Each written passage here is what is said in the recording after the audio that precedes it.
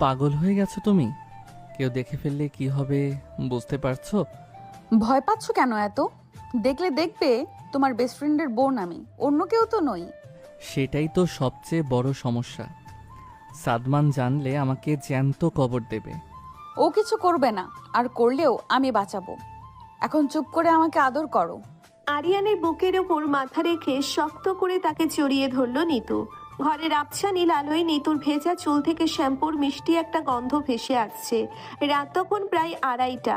চারদিক নিস্তব্ধ। সাদমানদের বাড়িতে আজ একটা পারিবারিক দাওয়াত ছিল, সেই সুবাদে আরিয়ান আজ এখানেই থেকে গেছে। সাদমান পাশের ঘরেই ঘুমাচ্ছে, আর এই সুযোগে নিতু চুপি চুপি আরিয়ানের ঘরে ঢুকে পড়েছে। পরনে একটা পাতলা সুতির লাল শাড়ি, শাড়ির আঁচলটা খসে পড়েছে ফ্লোরে। সেদিকে তার কোনো প্রক্ষেপ নেই। আরিয়ান জানে এই মেয়েটা তার জন্য কতটা বিপজ্জনক, তবুও নিজেকে সে আটকাতে পারল না। নিতুর উন্মুক্ত পিঠে হাত রাখতেই নিতু শিউরে উঠল। তোমার গায়ের এই গন্ধটা আমাকে পাগল করে দেয়নি তো? শুধু গন্ধই হলে চলবে পাগল? আমি তো চাই তুমি আমাকে আরো গভীরভাবে ভালোবাসো, এমনভাবে ভালোবাসবে যেন কাল সকালে আমি বিছানা থেকে উঠতেই না পারি। নিতুর এমন সাহসী কথায় আরিয়ানের শরীরের রক্ত গরম হয়ে ওঠে। সে আর কোনো কথা না বলে নিতুর নরম গোলাপি ঠোঁটে নিজের ঠোঁট ডুবিয়ে দেয়, প্রথমে আলতো করে, এরপর গভীর থেকে আরো গভীর ভাবে। নিতুর দুই হাত আরিয়ানের মাথার চুলগুলো খামচে ধরে আছে। দুজনের উষ্ণ নিঃশ্বাসে ঘরের শীতল বাতাস যেন ভারী হয়ে উঠল। আরিয়ানের হাত ধীরে ধীরে নিতুর শাড়ির ভাঁজ পেরিয়ে কোমরের নগ্ন অংশে স্পর্শ করতেই নিতু একটা চাপা দীর্ঘশ্বাস ছাড়ে। আরিয়ান, আমাকে আরো কাছে নাও। আরিয়ান নিতুকে পাজাকুলা করে তুলে বিছানায় শুইয়ে দেয়। নিতুর চোখের দিকে তাকালে যে কোনো পুরুষের হিতাহিত জ্ঞান শূন্য হয়ে যাওয়ার কথা। আরিয়ান নিতুর গলার কাছে মুখ নিয়ে গিয়ে আলতো করে কামড় বসায়। নিতুর শরীরটা ধনুকের মতো বেঁকে যায়। ঠিক সেই মুহূর্তেই দরজায় টোকা পড়ার শব্দ হয়। আরিয়ান, ওই আরিয়ান, ঘুমিয়েছিস নাকি? দরজার ওপাশ থেকে সাদমানদের গলা শুনে আরিয়ান এবং নিতু দুজনেই ছিটকে একে অপরের কাছ থেকে দূরে সরে যায়। আরিয়ানের মনে হলো তার হার্টবিট এই মুহূর্তে থেমে যাবে। নিতুর চোখেও হালকা ভয়ের ছাপ, তবে সে খুব দ্রুত নিজেকে সামলে নিল। সর্বনাশ হয়েছে। সাদমান এই মাঝরাতে কেন ডাকছে? তুমি দরজা খুলবে না, চুপ করে শুয়ে থাকো। ভাববে তুমি ঘুমিয়ে গেছো। দরজাটা একটু খোলতো ভাই, আমার রুমে এসি কাজ করছে না, গরমে সেদ্ধ হয়ে যাচ্ছি। আমি তোর রুমেই ঘুমাবো আজ। সাদমানের কথা শুনে আরিয়ান মাথায় হাত দিয়ে বসে পড়ে। আরিয়ান ইশারায় নিতুকে লুকিয়ে পড়তে বলে। নিতু তড়িঘড়ি করে শাড়ির আঁচল সামলে নিয়ে আরিয়ানের ঘরের বিশাল আলমারিটার ভেতরে ঢুকে দরজাটা হালকা করে টেনে দেয়। আরিয়ান নিজের শার্টের বোতামগুলো ঠিক করে একটা গভীর শ্বাস নিয়ে দরজা খুলে দেয়। কিরে, এত রাতে ঘুমাসনি কেন? আর বলিস না, এসির রিমোটটা কাজ করছে না। তোর এখানে এসি তো ফুল স্পিডে চলছে, একটু সর, আমি ঘুমাবো। কাল সকালে আবার তানবীরের সাথে অফিসে মিটিং আছে, বস হাসানের সাথে। সাদমান কথা বলতে বলতে সোজা গিয়ে আরিয়ানের বিছানায় ধপাস করে শুয়ে পড়ে। বিছানায় শুয়েই সাদমান নাক টানতে থাকে।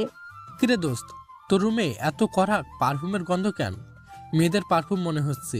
তুই কি লুকিয়ে লুকিয়ে মেয়েদের পারফিউম মাখা শুরু করেছিস নাকি? ধুর পাগল, মেয়েদের পারফিউম হতে যাবে কেন?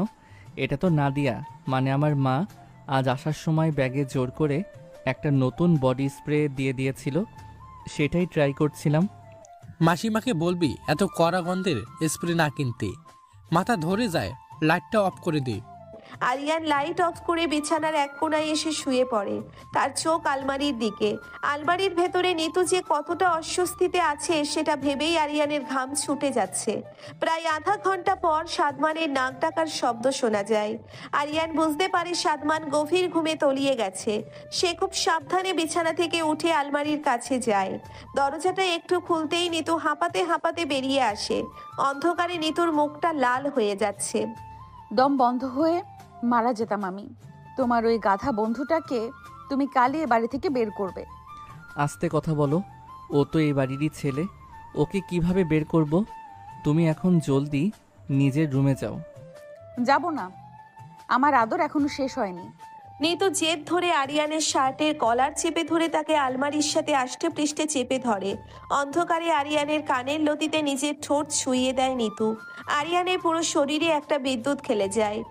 নিতু প্লিজ, সাদমান কয়েক হাত দূরেই শুয়ে আছে, একটু শব্দ হলে সে উঠে পড়বে। এটাই তো মজা। চরম বিপদের মাঝে ভালোবাসার থ্রিলই আলাদা। নিতু আরিয়ানের হাত দুটো নিজের বুকের ওপর চেপে ধরে। আরিয়ান নিজেকে সামলাতে না পেরে নিতুর ঘাড়ে মুখ গুজে দেয়। ঠিক এই সময়ে ঘরের বাইরে লতার গলার আওয়াজ শোনা যায়। লতা এবারের পুরনো কাজের মেয়ে। ক্যাডা গো এখানে মাঝরাত্রে বারান্দায় ক্যাডা হাঁটে? লতার গলা শুনে নিতু চরম বিরক্ত হয়। আজ যেন পুরো পৃথিবী তাদের এক হওয়ার বিরুদ্ধে ষড়যন্ত্র করছে। আরিয়ান দ্রুত নিতুকে ছেড়ে দেয়। লতা খালা মনে হয় পানি খেতে উঠেছে। তুমি এখনই যাও নিতু, প্লিজ। আচ্ছা যাচ্ছি, তবে কাল দুপুরে তুমি আমাদের ছাদে আসবে। লতা খালা তখন ঘুমাবে, তখন কেউ আমাদের ডিস্টার্ব করতে পারবে না। নিতু আরিয়ানকে একটা শেষ দীর্ঘ চুম্বন করে আলতো পায়ে দরজা খুলে নিজের ঘরের দিকে চলে যায়। আরিয়ান বিছানায় এসে বসে, তার কপালে বিন্দু বিন্দু ঘাম। এই মেয়েটা একদিন তাকে নিশ্চিত হার্ট অ্যাটাক করাবে। তবে নিতুকে ছাড়া যে তার এক মুহূর্তও চলে না। পরের দিন সকালে ড্রয়িং রুমে দুই পরিবারের সবাই নাস্তা করতে বসেছে। রাইহান সাহেব খবরের কাগজ পড়ছেন আর চায়ে চুমুক দিচ্ছেন। শফিক সাহেব তার সাথে দেশের রাজনীতি নিয়ে আলোচনা করছেন। সালমা বেগম আর নাদিয়া মিলে রান্নাঘর সামলাচ্ছেন। শফিক ভাই, ছেলে মেয়ে তো বড় হলো, সাদমানের জন্য তো মেয়ে দেখেছি, কিন্তু আপনার মেয়ে নিতুর কি খবর? ওকে তো এবার বিয়ে দিতে হয়। রাইহানের মুখে নিতুর বিয়ের কথা শুনে আরিয়ানের বিষম লাগে। সে কাঁদতে শুরু করে। সাদমান আরিয়ানের পিঠে হাত বুলিয়ে দেয়। ঠিক তখন নিতু হাতে চায়ের ট্রে নিয়ে ড্রয়িং রুমে ঢোকে। নিতুর পরনে একটা হলুদ রঙের সালোয়ার কামিজ। তাকে দেখে মনে হচ্ছে যেন ভোরের স্নিগ্ধ রোদ। নিতু আরিয়ানের দিকে তাকিয়ে একটা বাঁকা হাসি দেয়। আর বলবেন না রায়হান ভাই, নিতুর জন্য ভালো ছেলে তো খুঁজছি, কিন্তু মেয়ে তো বিয়েতে রাজিই না। এই নিতু শোন, তোর ফুপু গতকাল একটা ছেলের ছবি পাঠিয়েছে। ছেলে ইঞ্জিনিয়ার। আমি বিকেলে ছবিটা দেখাবো। এবার আর তুই না করতে পারবি না। মা, আমি এখন বিয়ে করব না বলেছি তো, আমার বয়ফ্রেন্ড আছে, আমি তাকেই বিয়ে করব। নিতু কথা শুনে ড্রয়িং রুমে পিনপতর নীরবতা নেমে আসে। শফিক সাহেব আর রাইহান সাহেব অবাক হয়ে নিতুর দিকে তাকান। আরিয়ানের মনে হলো তার পায়ের নিচ থেকে মাটি সরে যাচ্ছে। সাদমান লাফিয়ে ওঠে। কি বলিস তুই এসব? তোর বয়ফ্রেন্ড আছে? কে সে? আমাকে বলিসনি কেন আগে? তোমাকে কেন মানবো? আমার বয়ফ্রেন্ড খুব হ্যান্ডসাম, সে এই ঘরের মধ্যেই আছে। আরিয়ানের মনে হলো আজ তার জীবনের শেষ দিন। সে চোখ বন্ধ করে আল্লাহকে ডাকতে শুরু করে। এই ঘরে আছে মানে? কে সেই? এই ঘরে তো অনেকক্ষণ ধরেই আমার বয়ফ্রেন্ডের কথা হচ্ছিল, মানে আমার মনের বয়ফ্রেন্ড। আমি এখনো তেমন কাউকে খুঁজে পাইনি, পেলেই জানাবো। নিতুর এমন কথাই সবাই স্বস্তির নিঃশ্বাস ফেলে। সবাই ভাবে নিতু মজা করছে, কিন্তু আরিয়ান জানে এই মেয়েটা কতটা ডেঞ্জারাস। ড্রয়িং রুমের এই হাসি খুশির মাঝে আরিয়ানের ফোন বেজে ওঠে। স্ক্রিনে ভেসে ওঠে রিয়া। রিয়া আরিয়ানের কলেজের এক্স গার্লফ্রেন্ড। আরিয়ান কলটা কেটে দেয়, কিন্তু রিয়া আবার কল করে। এবার নিতুর নজর পড়ে আরিয়ানের ফোনের দিকে। নিতুর চোখের দৃষ্টি মুহূর্তেই কঠিন হয়ে যায়। কার ফোন এসেছিল আরিয়ান? লুকানোর চেষ্টা করো না, আমি স্পষ্ট দেখেছি স্ক্রিনে রিয়ার নাম উঠছিল। রিয়া শুধু শুধু ফোন দিচ্ছে নিতু।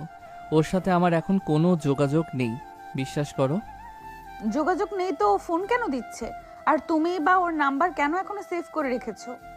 নম্বরটা ডিলিট করতে ভুলে গিয়েছিলাম, আমি এখনই ব্লক করে দিচ্ছি। প্লিজ এভাবে তাকিও না। আরিয়ানের রুমের পাশের বারান্দায় দাঁড়িয়ে তারা কথা বলছিল। নিতুর চোখের আগের আগুন স্পষ্ট। সে আরিয়ানের ফোনটা এক ঝটকায় হাত থেকে কেড়ে নিয়ে নিজেই রিয়ার নম্বরটা ব্লক করে দেয়। আরিয়ান অসহায়ভাবে দাঁড়িয়ে থাকে। সে জানে ঋতুকে এখন বোঝানো অসম্ভব। নিতুর ফর্সা মুখটা রাগে লাল হয়ে আছে। সে আরিয়ানের খুব কাছে এসে তার শার্টের কলারটা চেপে ধরে। আরিয়ান চারদিকে তাকিয়ে দেখে কেউ আসছে কিনা। বাড়ির সবাই নিচে ড্রয়িং রুমে ব্যস্ত, কিন্তু যে কোনো সময় কেউ চলে আসতে পারে। মনে রেখো আরিয়ান, তুমি শুধু আমার। তোমার অতীত, বর্তমান আর ভবিষ্যৎ সবকিছুর উপর শুধু আমার অধিকার। অন্য কোনো মেয়ে যদি তোমার ছায়াও স্পর্শ করার চেষ্টা করে, তবে আমি কি করতে পারি তা তুমি ভালো করেই জানো। নিতুর গলার স্বরে একটা অদ্ভুত মাদকতা আর অধিকার বোধ আছে।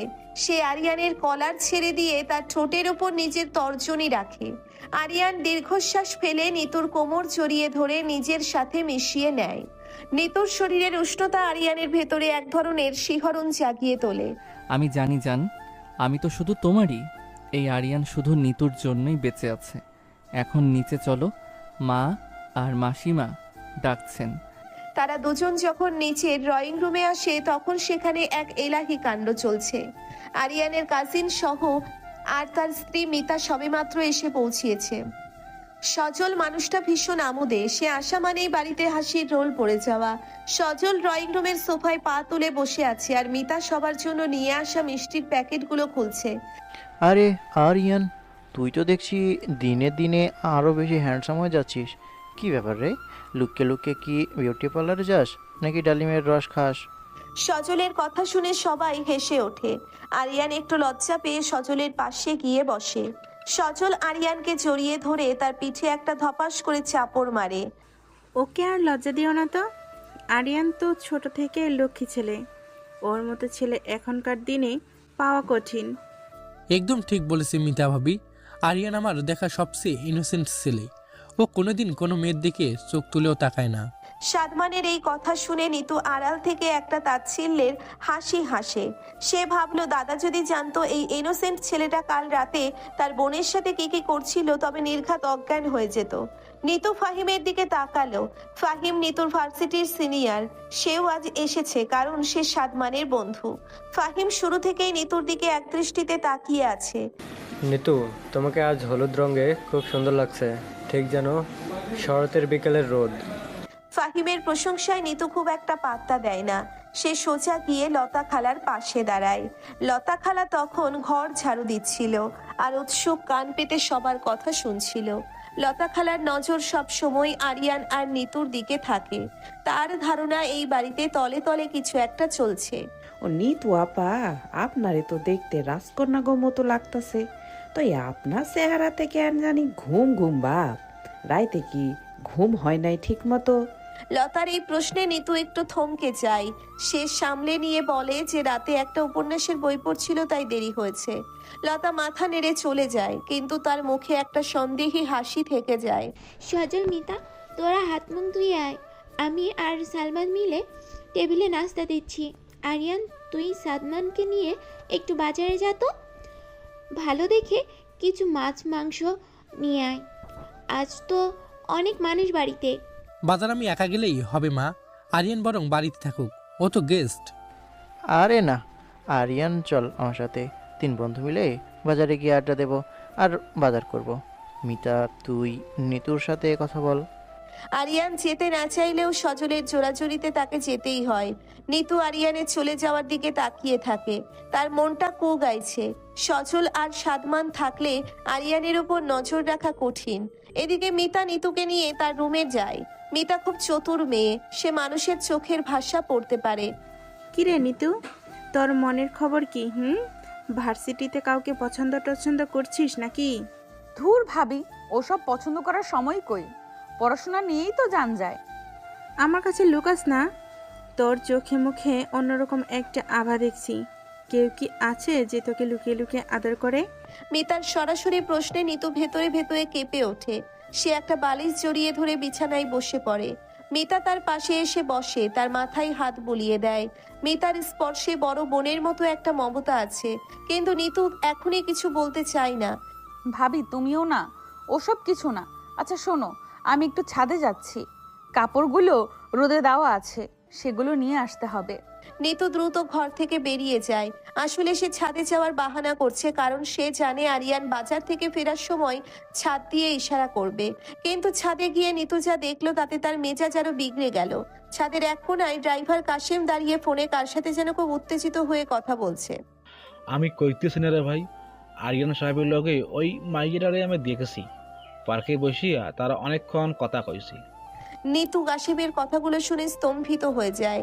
আরিয়ান পার্কে কার সাথে দেখা করেছে? রিয়া? নিতু নিজের রাগ সামলাতে না পেরে কাশেমের সামনে গিয়ে দাঁড়ায়। কাশেম নিতুকে দেখে ফোনটা দ্রুত কেটে দেয়। কাশেম ভাই, কার কথা বলছেন আপনি? আরিয়ান সাহেব পার্কে কার সাথে দেখা করেছেন? আরে না ছোট আপা, আপনি ভুল শুনেছেন। আমি আমার গ্রামের এক পোলারে নিয়ে কথা কইতেছিলাম। কাশিম তোতলামি করতে শুরু করে। নিতু জানে কাশিম মিথ্যা বলছে। সে কাশিমকে ধমক দিয়ে ওখান থেকে চলে যেতে বলে। নিতু ছাদের রেলিং ধরে দাঁড়িয়ে থাকে, তার বুকের ভেতরটা ধকপক করছে। আরিয়ান কি তাকে ঠকাচ্ছে? বিকালের দিকে বাড়িতে আরো কয়েকজন মেহমান আসে। প্রতিবেশী রফিক সাহেব এসেছেন তার স্ত্রী যারাকে নিয়ে। যারা রিয়ার খুব কাছের বান্ধবী। যারা এসেই আরিয়ানের খোঁজ করতে শুরু করে। মাসিমা, আরিয়ান কোথায়? ওকে তো দেখছি না। রিয়া আমাকে বলেছিল আরিয়ান নাকি এখানেই আছে। আরিয়ান বাজারে গেছে মা, এখনই চলে আসবে। রিয়া কেমন আছে? রিয়া তো খুব মন খারাপ করে আছে। আরিয়ান কেন জানি ওর সাথে কথা বলছে না। ও তো আরিয়ানকে খুব ভালোবাসে। যারার কথা শুনে নিতুর ইচ্ছে করছিল যারার চুলগুলো টেনে ছিঁড়ে দিতে, কিন্তু বড়দের সামনে তাকে শান্ত থাকতে হবে। নিতু এক কোণায় দাঁড়িয়ে লতা খালার সাথে সবজি কাটছিল। তার হাতের বটিটা আজ যেন একটু বেশিই ধারালো মনে হচ্ছে। কিছুক্ষণ পর আরিয়ানরা বাজার থেকে ফেরে। আরিয়ানের হাতে বড় একটা রুই মাছ। সে খুব ক্লান্ত। সাদমান আর সজল হাসাহাসি করতে করতে ঘরে ঢোকে। আরিয়ান ঘরে ঢুকেই নিতুর দিকে তাকায়, কিন্তু নিতু মুখ ফিরিয়ে নেয়। আরিয়ান বুঝতে পারে কিছু একটা হয়েছে। রাত 9টার দিকে সবাই ডিনার করতে বসে। টেবিলে 20 জন মানুষের বসার জায়গা নেই, তাই কয়েক দফায় খাওয়া হচ্ছে। প্রথম দফায় বড়রা বসেছেন। আরিয়ান, সাদমান, সজল আর ফাহিম এক কোণায় দাঁড়িয়ে গল্প করছে। আরিয়ান, তুই নাকি রিয়ার সাথে ব্রেকআপ করেছিস? যারা তো বলছিল মেয়েটা তোর জন্য কান্নাকাটি করছে। কি বলিস? রিয়া তো ভালো মেয়ে ছিল। কি হলো তোদের মধ্যে? আমাদের মধ্যে কোনোদিন সিরিয়াস কিছু ছিল না সাদমান। ও শুধু শুধু ইমোশনাল হয়ে যাচ্ছে। আমি এখন এসব নিয়ে ভাবছি না। আরিয়ান কথাগুলো বলছিল ঠিকই, কিন্তু তার নজর ছিল পাশের ঘরে। সেখানে নিতু দাঁড়িয়ে ফারহার সাথে কথা বলছিল। ফারাহ নিতুর সবচেয়ে কাছের বন্ধু। সে নিতুর সব খবর জানে। নিতু ফারাহের কানে কানে কিছু একটা বলল, আর ফারাহ আরিয়ানের দিকে একবার আর চোখে তাকালো। খাওয়া দাওয়া শেষ করে সবাই যখন যে যার মতো বিশ্রাম নিচ্ছে, তখন আরিয়ান চুপি চুপি ছাদের দিকে রওনা দেয়।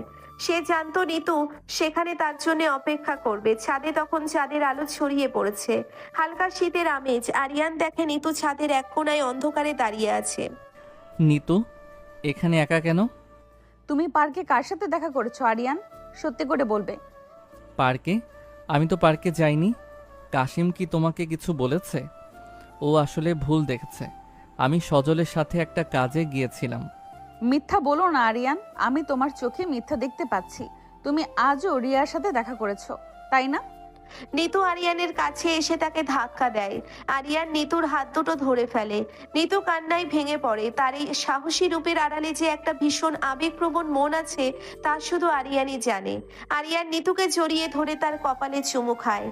লক্ষ্মীটি, কাঁদে না। আমি শুধু তোমার। রিয়া আমাকে জোর করে দেখা করতে ডেকেছিল। ও বলছিল ও সুইসাইড করবে যদি আমি না যাই। আমি শুধু ওকে বোঝাতে গিয়েছিলাম যে আমাদের মধ্যে আর কিছু সম্ভব না। কেন গিয়েছিলে? ও মরলে মরুক, আমি তোমাকে ছাড়া আর কাউকে চিনি না। নিতু আরিয়ানের শার্টের বোতামগুলো খুলতে শুরু করে। তার আঙ্গুলগুলো আরিয়ানের বুকের লোমে খেলা করছে। আরিয়ানের নিঃশ্বাস দ্রুত হতে থাকে। সে নিতুকে দেওয়ালের সাথে চেপে ধরে। চাঁদের আলোয় নিতুর মুখটা অপার্থিব সুন্দর লাগছে। আরিয়ান নিতুর ঠোঁটে নিজের ঠোঁট ডুবিয়ে দেয়। এই চুম্বনটা আগের বারের চেয়েও অনেক বেশি তৃষ্ণার্ত ছিল। নিতু আরিয়ানের পিঠে নখ দিয়ে আঁচড় কাটতে থাকে। তাদের শরীরের ঘর্ষণ আর উষ্ণতা রাতের নিস্তব্ধতাকেও ভেঙে দেয়। নিতু, কেউ দেখে ফেলবে। নিচে সবাই আছে। দেখুক, আমি আর ভয় পাই না। আমি চাই সবাই জানুক তুমি আমার। নিতু আরিয়ানের প্যান্টের বেল্টটা আলগা করে নেয়। আরিয়ান নিতুর সালোয়ারের ভেতর হাত গলিয়ে দেয়। নিতুর কণ্ঠনালী দিয়ে একটা চাপা আর্তনাদ বেরিয়ে আসে। তারা দুজনেই হিতাহিত জ্ঞান হারিয়ে ফেলেছে। ঠিক এই মুহূর্তে ছাদের দরজায় কারো পায়ের শব্দ শোনা যায়। কেডা ওইখানে? ছোট আপা, আরিয়ান সাহেব। লতার গলা শুনে আরিয়ান আর নিতু বিদ্যুৎ বেগে আলাদা হয়ে যায়। নিতু দ্রুত নিজের ওড়না ঠিক করে নেয়, আর আরিয়ান তার শার্টের বোতামগুলো লাগাতে থাকে। লতা হারিকেন হাতে ছাদের দিকে এগিয়ে আসছে। আরিয়ান দ্রুত ছাদের অন্য পাশে থাকা বড় জলের ট্যাঙ্কটার আড়ালে লুকিয়ে পড়ে। নিতু লতার সামনে গিয়ে দাঁড়ায়। কি হয়েছে লতা খালা? এত রাতে ছাদে কেন? আমি দেখি ছাদের উপরে ছায়া। আমার মনে হইল চোর আইছে। আপনি একলা এখানে কি করেন আপা? আর আরিয়ান সাহেব কই? ওনারে তো দেখলাম এইদিকে আইতে। আরিয়ান ভাই তো নিচে সজল ভাইদের সাথে কথা বলছে। তুমি ভুল দেখেছো, আমি একটু বাতাস খেতে এসেছিলাম।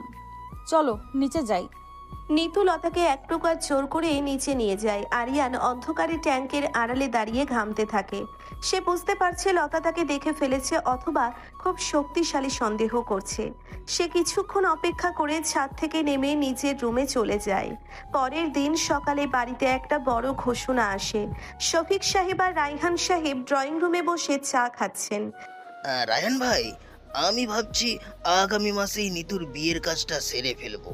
ওই যে ইঞ্জিনিয়ার ছেলেটার কথা সালমা বলছিল না, তারা আজ বিকেলে আসবে নিতুকে দেখতে। খুব ভালো কথা। আমাদেরও তো এখন দায়িত্ব শেষ করতে হয়। সাদমানের বিয়েটাও এর মধ্যেই সেরে ফেলবো। আরিয়ান, তুই তো এখন চাকরি করিস, তোর জন্য কি কোনো পছন্দ আছে? আরিয়ান কোনো উত্তর দিতে পারে না। সে শুধু দেখে নিতু রান্নাঘর থেকে বেরিয়ে ড্রয়িং রুমের দিকে আসছে। নিতুর হাতে এক গ্লাস পানি। সে পানিটা সজলের হাতে দিয়ে আরিয়ানের দিকে তাকায়। নিতুর চোখে এবার আর রাগ নেই, বরং এক ধরনের চ্যালেঞ্জ। বাবা, তোমরা কি আজ বিকেলে ওই লোকগুলোকে আসতে বলেছো? হ্যাঁ মা, কেন, কোনো সমস্যা? না বাবা, কোনো সমস্যা নেই, আমি তৈরি থাকবো। তবে তোমাদের একটা কথা বলে রাখি, আমার যদি ছেলেকে পছন্দ না হয় তবে আমি কিন্তু কোনো নাটক করব না, সরাসরি মুখের উপর না বলে দেব। নিতুর কথা শুনে শফিক সাহেব একটু অপ্রতিভ বোধ করেন। সজল হাসতে হাসতে বলে, আমাদের নিতু তো চিরকালই ড্যাশিং, ওর যেটা পছন্দ সেটাই ও করবে। বিকালবেলা মেহমানরা আসে। ছেলেটার নাম ফাহাদ, দেখতে শুনতে বেশ ভালো, শান্ত স্বভাবের। তারা ড্রয়িং রুমে বসে গল্প করছে। নিতুকে সাজিয়ে নিয়ে আসা হয়। আরিয়ান দরজার আড়ালে দাঁড়িয়ে সব দেখছে। তার বুকের ভেতরটা যেন কেউ মুচড়ে ধরছে। নিতু, তোমার কি বিয়ের পর চাকরি করার ইচ্ছা আছে? আমার ইচ্ছে অনিচ্ছের চেয়ে বড় কথা হলো, আমি যার সাথে জীবন কাটাতে চাই সে আমাকে কিভাবে দেখতে চায়। তবে আমার মনে হয় না আপনার সাথে আমার জীবন কাটানো সম্ভব। নিতুর সরাসরি কথায় পুরো ঘরে স্তব্ধতা নেমে আসে। ফাহাদের বাবা মা অবাক হয়ে একে অপরের দিকে তাকান। সালমা বেগম কপালে হাত দিয়ে বসে পড়েন। নিতু, এ কি অভদ্রতা? এভাবে কি বড়দের সামনে কথা বলতে হয়? আমি মিথ্যা বলতে পারি না মা, আমি আগে থেকেই একজনকে ভালোবাসি, আর তাকে ছাড়া আমি আর কাউকে বিয়ে করব না। শফিক সাহেব রেগে গিয়ে সোফা থেকে উঠে দাঁড়ান। তিনি নিতুর সামনে গিয়ে তার হাতটা শক্ত করে ধরেন। কে সে? কার কথা বলছিস তুই? নাম তার কি? নিতু এক প্রকার দরজার আড়ালে দাঁড়িয়ে থাকা আরিয়ানের দিকে তাকায়। আরিয়ান ইশারায় না করতে থাকে, কিন্তু নিতুর চোখে তখন একরোখা জেদ। সে মুখ খুলতে যাবে, ঠিক তখনই কলিং বেল বেজে ওঠে। লতা গিয়ে দরজা খোলে। দরজায় দাঁড়িয়ে আছে রিয়া। রিয়ার হাতে একটা খাম। সে সোজা ড্রয়িং রুমে ঢুকে পড়ে। এই বিয়েটা হতে পারে না আঙ্কেল, কারণ নিতু যাকে ভালোবাসে সেই আরিয়ানের সাথে আমার 4 বছরের সম্পর্ক। আরিয়ান আমাকে ঠকিয়ে আপনার মেয়ের সাথে প্রেম করছে, এই দেখুন তার প্রমাণ। রিয়া খাম থেকে কিছু ছবি বের করে সবার সামনে ছুড়ে দেয়। ছবিগুলোতে দেখা যাচ্ছে আরিয়ান আর রিয়া বেশ অন্তরঙ্গ অবস্থায় পার্কে বসে আছে। পুরো ড্রয়িং রুমের শোরগোল শুরু হয়ে যায়। আরিয়ান আর লুকিয়ে থাকতে পারে না, সে সামনে এগিয়ে আসে। রিয়া, এগুলো তুমি কি করছো? এই ছবিগুলো তো অনেক পুরনো। আরিয়ান, তুই আমার সাথে বেইমানি করেছিস? আমার বোনের জীবন নিয়ে খেলছিস তুই? সাদমান আরিয়ানের শার্টের কলার ধরে তাকে একটা সজোরে থাপ্পড় মারে। আরিয়ান মেঝেতে পড়ে যায়। নিতু চিৎকার করে সাদমানকে বাধা দিতে যায়। ড্রয়িং রুমের পরিস্থিতি চরম উত্তপ্ত হয়ে ওঠে। 20 জন মানুষের এই বিশাল পরিবারে আজ এক ভয়াবহ ঝড় শুরু হয়েছে। রায়হান সাহেব লজ্জায় মাথা নিচু করে বসে আছেন। নাদিয়া বেগম কান্নায় ভেঙে পড়েছেন। থামুন সবাই, এভাবে মারপিট করে কোনো সমাধান হবে না। আরিয়ান, তুই সত্যি করে বল, তুই কি নিতুকে ভালোবাসিস? আরিয়ান মেঝে থেকে উঠে দাঁড়ায়। সে তার ঠোঁটের কোণ থেকে রক্ত মুছে ফেলে। এরপর সে নিতুর হাত শক্ত করে ধরে সবার সামনে দাঁড়ায়। হ্যাঁ, আমি নিতুকে ভালোবাসি, আর রিয়া যা বলছে তা সব মিথ্যে। ও আমাদের আলাদা করার জন্য এসব করছে। ড্রয়িং রুমের এই বিশৃঙ্খলার মাঝে লতা এক কোণায় দাঁড়িয়ে হাসছে। তার হাতে থাকা ফোনের ক্যামেরা তখনও অন করা। সেই পুরো নাটকটা রেকর্ড করছিল। কিন্তু কেন? লতার আসল উদ্দেশ্য কি? আর রিয়ার এই হঠাৎ আগমন কি কেবল কাকতালীয়, নাকি এর পেছনে অন্য কারো হাত আছে? তুই আমার চোখের সামনে থেকে দূর হ আরিয়ান। আমি তোকে ভাই ভাবতাম, আর তুই আমার বোনের সাথেই এই নোংরামি করলি? হাওয়ার রিয়ার মতো একটা মেয়ের জীবনও নষ্ট করেছিস। তুই আমাকে ভুল বুঝছিস সাদমান। রিয়ার সাথে আমার সম্পর্কের কথা তুই নিজেও জানতি। 4 বছর আগে ওর সাথে আমার ব্রেকআপ হয়ে গেছে। ও কেন আজ এসব ছবি নিয়ে এসেছে আমি সত্যিই জানি না। মিথ্যে কথা। আঙ্কেল, আপনারা ওর কথা বিশ্বাস করবেন না। ও আমাকে বিয়ের প্রতিশ্রুতি দিয়ে দিনের পর দিন আমার সাথে ঘুরেছে, আর এখন আপনার মেয়েকে ফাঁসিয়েছে। ও একটা প্রতারক। একদম ঠিক বলেছিস রিয়া। আমি নিজে দেখেছি আরিয়ান কিভাবে রিয়ার পেছনে ঘুরতো। আজ নিতুকে পেয়ে রিয়াকে ছুঁড়ে ফেলে দিচ্ছে। আপনারা এই ছেলেকে বাড়ি থেকে বের করে দিন। আপনারা দুজনেই চুপ করুন। রিয়া, তুমি কি ভেবেছো তোমার এই পুরনো ছবিগুলো দেখিয়ে আমার আর আরিয়ানের মাঝে ঝামেলা তৈরি করবে? আমি আরিয়ানকে তোমার চেয়ে অনেক ভালো করে চিনি। ও আমাকে ভালোবাসে, আর এটাই শেষ কথা। তার নাম কি বল? তুই চুপ কর নিতু, বেহায়া মেয়ে কোথাকার। তোর জন্য, শুধুমাত্র তোর জন্য আজ আমার রায়হান ভাইয়ের সামনে মাথা নিচু হয়ে গেল। মাথা আপনার নিচু হয়নি শফিক ভাই, নিচু হয়েছে আমার। আমার ছেলে যে এত বড় বিশ্বাসঘাতক হতে পারে তা আমি স্বপ্নেও ভাবিনি। আরিয়ান, তুই আজই এই বাড়ি থেকে বের হবি। আমার বাড়িতে তোর মতো প্রতারকের কোনো জায়গা নেই। ওগো, এসব কি বলছো? ছেলেটা তো বলছে ও রিয়ার সাথে নেই। তুমি ওকে একটু বোঝার চেষ্টা করো। আপনি ওকে প্রশ্রয় দেবেন না নাদিয়া ভাবি। আপনাদের ছেলের জন্যই আজ আমার মেয়ের বিয়েটা ভেঙে গেল। ফাহাদ আর ওর বাবা মা একমাত্র অপমানিত হয়ে বাড়ি থেকে চলে গেল। এর জবাব কে দিবে? আন্টি, আপনারা একটু শান্ত হন। আমি ফাহাদকে বুঝিয়ে বলবো, কিন্তু নিতুর মতো একটা ভালো মেয়ের সাথে আরিয়ানের এই সম্পর্কটা আসলে মেনে নেওয়ার মতো নয়। নিতু চাইলে আমি ওর পাশে দাঁড়াতে রাজি আছি। ফাহিম, তুমি এখানে মাঝখান থেকে হিরো সাজার চেষ্টা করো না। এটা আমাদের পারিবারিক ব্যাপার। আর রিয়া, তোমার যদি সত্যি কোনো অভিযোগ থাকে তবে সেটা 4 বছর আগে কেন জানাওনি? ঠিক নিতুর বিয়ের দিনই কেন তোমার উদয় হলো? তুমি কোথাও যাবে না আরিয়ান, তুমি এ বাড়ি থেকে যাও। আমি কেন জানতে যাব? আমরা তো শুধু রিয়ার অধিকার আদায় করতে এসেছি। ভাই সব, আপনারা একটু গলা নামিয়ে কথা বলুন। আমি প্রতিবেশী মানুষ, আপনাদের চিৎকার শুনে ছুটে এলাম। এলাকার মানুষ তো সব শুনছে। শরীফ সাহেব, ঘরে কথা ঘরে মিটান। ড্রয়িং রুমের পরিস্থিতি হাতের নিয়ন্ত্রণের বাইরে চলে যাচ্ছে। সাদমান রাগে ফুঁসছে আর আরিয়ান মাথা নিচু করে দাঁড়িয়ে আছে। নিতু বারবার আরিয়ানের পাশে যাওয়ার চেষ্টা করছে, কিন্তু শফিক সাহেব তাকে শক্ত করে ধরে রেখেছেন। রিয়া এবং যারা একে অপরের দিকে তাকিয়ে একটা বিজয়ের হাসি হাসলো। সজল আর মিতা পরিস্থিতি শান্ত করার চেষ্টা করলেও বড়দের রাগের কাছে তারা অসহায়। এই হট্টগোলের মাঝে দাদির ঘর থেকে দাদি লাঠি ঠুকঠুক করে বেরিয়ে এলেন। কানে কম শোনার কারণে তিনি কিছুই বুঝতে পারছেন না। কিরে, তোরা এত চিল্লাপাল্লা করতাছিস কেন? নিতুর বিয়া কি ঠিক হইল? পোলা কই? দাদি, তুমি এখন এসে বসবে না, চলো তোমার ঘরে চলো। ফারিয়া আপু, তুমি দাদিকে ধরে ঘরে নিয়ে যাও। দাদি আসুন আমার সাথে, এখানে বড়দের কথা হচ্ছে, আপনি ঘরে গিয়ে বিশ্রাম নিন। কিসের বিশ্রাম? আমি তো শুনলাম আরিয়ান নাকি নিতুরে বিয়ে করব। এটা তো ভালো খবর। ছোটবেলায় তোরা তো কত একলগে খেলতি। মা, তুমি প্লিজ এখন ঘরে যাও, আমার মাথা এমনিতেই কাজ করছে না। আঙ্কেল, আপনারা আরিয়ান ভাইকে ভুল বুঝছেন। আমি নিজে দেখেছি রিয়া আপু আর যারা আপু মিলে কয়েকদিন আগে ক্যাফেতে বসে আরিয়ান ভাইকে ফাঁসানোর প্ল্যান করছিল।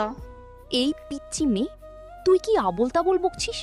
তুই তো আমাকে চিনিসই না। নীলা মিথ্যে বলছে না রিয়া, ও আমাকে আগেই বলেছিল তুমি আরিয়ানের কাছে ফিরে আসার জন্য এই নাটক করছো। সেটা আমরা জানি, কিন্তু নিতু আর আরিয়ানের ভালোবাসা এত ঠনকু নয়। তোরা সবাই মিলে আমাকে পাগল করে দিবি। আরিয়ান, আমি তোকে শেষবারের মতো বলছি, তুই এখানে এই বাড়ি থেকে চলে যা, নইলে আমি তোর মুখ ভেঙে দেব। আমি চলে যাব সাদমান, কিন্তু যাওয়ার আগে আমি শুধু একটাই কথা বলতে চাই। আমি নিতুকে ছাড়া বাঁচতে পারবো না, আর নিতুও আমাকে ছাড়া কাউকে বিয়ে করবে না। তুমি কোথাও যাবে না আরিয়ান, তুমি এ বাড়ি থেকে যাও। তুমি এ বাড়িতে থেকে যাও, তবে আমিও তোমার সাথে যাব। বাবা, তুমি আমাকে আটকাতে পারবে না। আরিয়ান, তুই যদি আজ এই বাড়ি থেকে বের হস তবে তোর সাথে আমার বাপ ছেলের সম্পর্ক চিরদিনের জন্য শেষ। তুই কি সেটাই চাস? আরিয়ান বাবা, তুই একবার বল যে তুই নিতুকে ভুলে যাবি।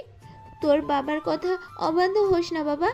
মা, আমি নিতুকে ভুলে যাওয়ার জন্য ভালোবাসিনি। তোমরা আমাকে ত্যায্য পুত্র করতে চাইলে করো, কিন্তু আমি নিতুকে ছাড়তে পারবো না। আরিয়ানের এই স্পষ্ট ঘোষণায় পুরো ঘর নিস্তব্ধ হয়ে যায়। রায়হান সাহেব বুকে হাত দিয়ে সোফায় বসে পড়েন। নাদিয়া বেগম দৌড়ে গিয়ে তার স্বামীর পাশে বসেন। সাদমান রাগে গিজগিজ করতে করতে নিজের ঘরের দিকে চলে যায়। শফিক সাহেব নিতুকে জোর করে টেনে তার ঘরে নিয়ে গিয়ে বাইরে থেকে তালা আটকে দেন। আরিয়ান অসহায়ভাবে নিতুর ঘরের দরজার দিকে তাকিয়ে থাকে। সজল আর মিতা এসে আরিয়ানকে ধরে তাদের ঘরে নিয়ে যায়। রিয়া এবং যারা বুঝতে পারে তাদের প্ল্যান পুরোপুরি সফল হয়নি, তাই তারা চুপচাপ বাড়ি থেকে বেরিয়ে যায়। তুই এত বোকা কেন আরিয়ান? একটু মাথা ঠান্ডা করে তুই মাথা ঠান্ডা করে পরিস্থিতি সামলাতে পারতি। এখন তো তোর পুরো পরিবার তোর বিরুদ্ধে চলে গেল। সজল, ওকে এখন বকাঝকা করো না, ওর ঠোঁট থেকে রক্ত পড়ছে। আমি একটু বরফ আর ডেটল নিয়ে আসি। মিতা ভাবি, আমার জন্য কিচ্ছু আনতে হবে না।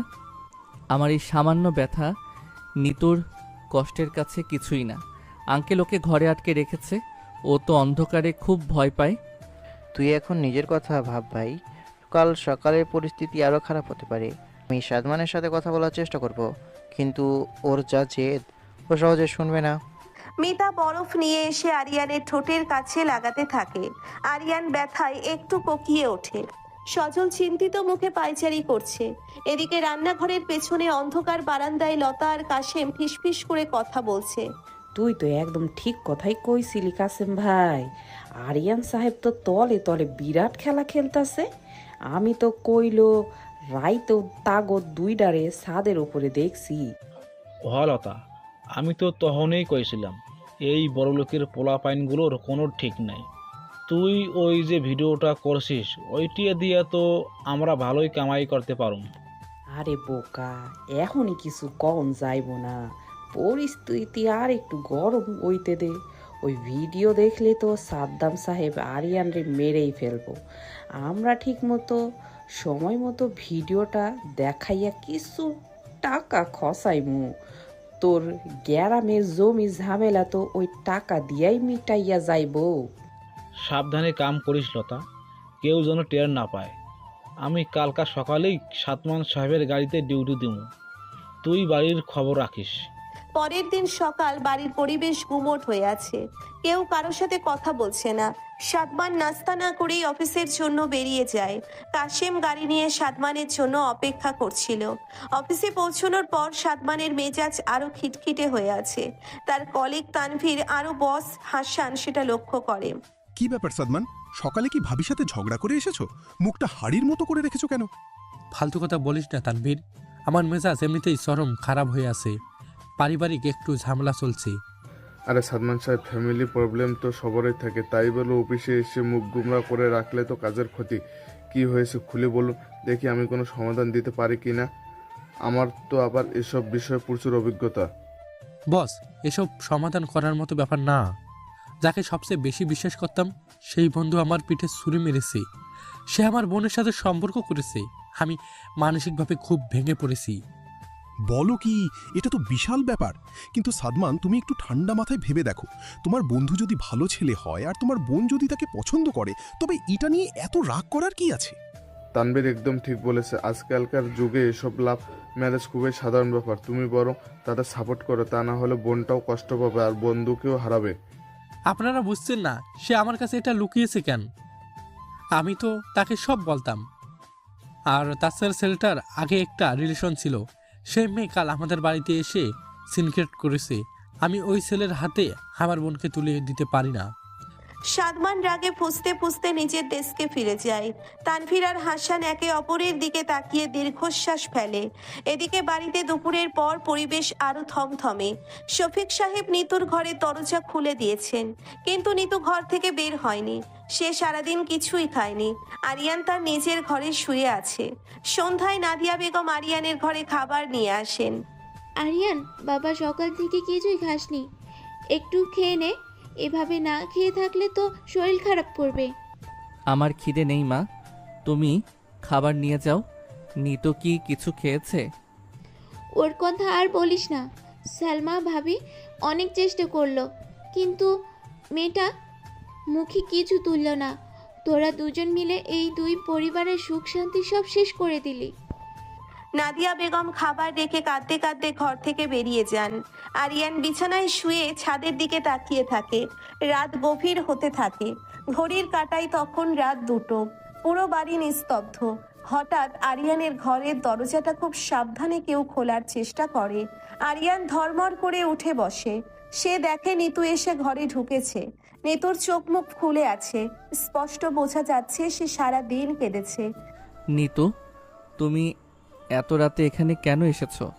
আঙ্কেল দেখলে তো তোমাকে মেরেই ফেলবে।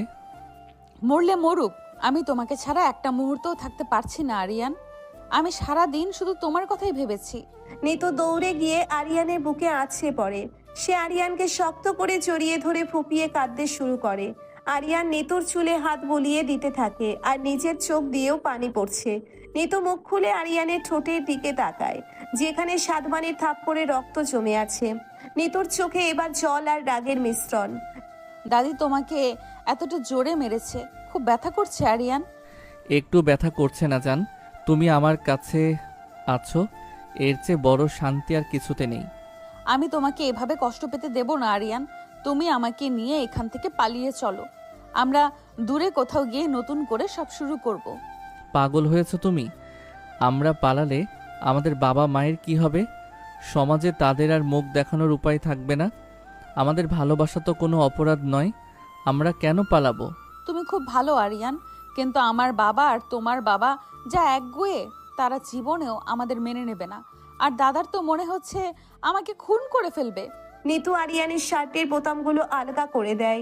সে তার ভেজা ঠোঁট দিয়ে আরিয়ানের বুকের ওপর আলতো করে চুমু খেতে থাকে। আরিয়ান শিউরে ওঠে। সে নিতুর কোমর জড়িয়ে ধরে তাকে বিছানায় টেনে নেয়। নিতুর শরীরের উষ্ণতা আরিয়ানের সব ক্লান্তি ভুলিয়ে দেয়। আমরা সবাইকে মানিয়ে নেব। নিতু, আজ থাক না, তোমার শরীর এমনিতেই দুর্বল। সারাদিন কিছু খাওনি। আমার কোনো খিদে নেই, আমার শুধু তোমাকে চাই আরিয়ান।